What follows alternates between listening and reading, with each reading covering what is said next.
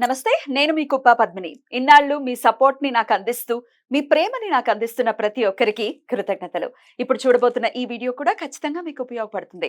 Like, share and subscribe చేసి మీ ఇష్టాన్ని, అలాగే మీ సపోర్ట్‌ని నాకందించండి. అలాగే ఈ వీడియో పట్ల మీ అభిప్రాయాన్ని కామెంట్ సెక్షన్‌లో కామెంట్ చేసి నాకు తెలియజేయండి. నమస్తే. నమస్కారం. శుభోదయం కార్యక్రమానికి స్వాగతం. ఈరోజు 30వ తారీఖు జూలై నెల 2024వ సంవత్సరం మంగళవారం. శ్రీ క్రోధినామ సంవత్సరం దక్షిణాయనం గ్రీష్మ ఋతువు.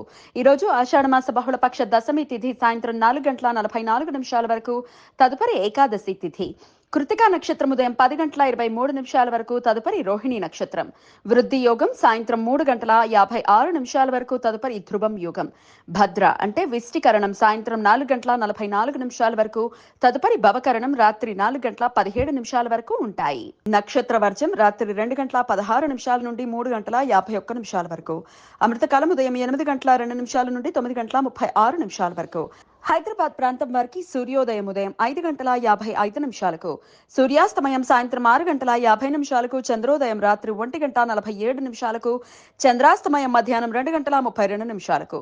అభిజిత్ ముహూర్తం పగలు 11:57 నుండి మధ్యాహ్నం 12:48 వరకు. దుర్ముహూర్తం ఉదయం 8:30 నుండి 9:22 వరకు. మరలా రాత్రి 11:16 నుండి 12 వరకు.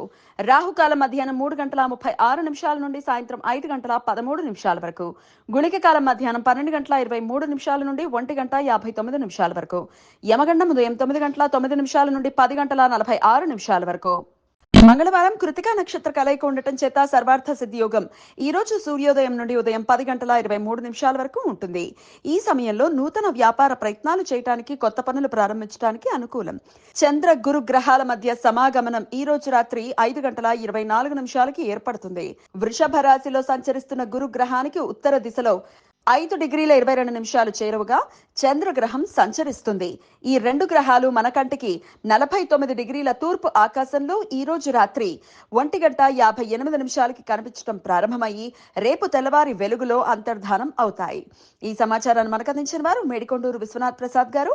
ఆయనకు కృతజ్ఞతలు తెలియజేస్తూ నారాయణ స్మరణతో సమస్త సన్మంగళాని భవంతు. నమస్కారం.